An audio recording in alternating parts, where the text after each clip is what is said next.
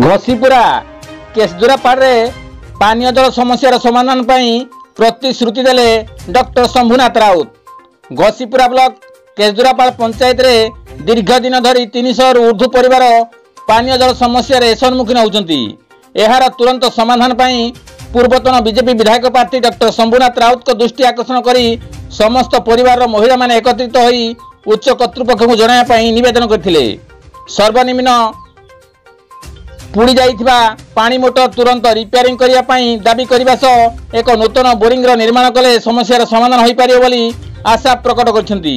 एही घटना को तत्क्षणात आरडब्ल्यूएसएस रो निर्वाही जंत्री सह डॉक्टर राउत आलोचना करी 2 दिन मध्य पानी जल जोगाई देवा पई प्रतिश्रुति दैछंती।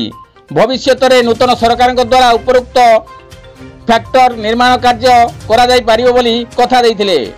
मोदी सरकार गरीब कल्याण योजना रे घर घर जल योजना को कार्यकारी करागले यही समस्यार समाधान करा जाई पारियो बोली जनसाधारण को सचेतन कराइथिले।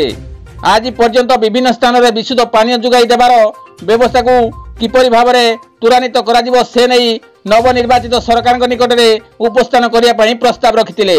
Bureau report KD news.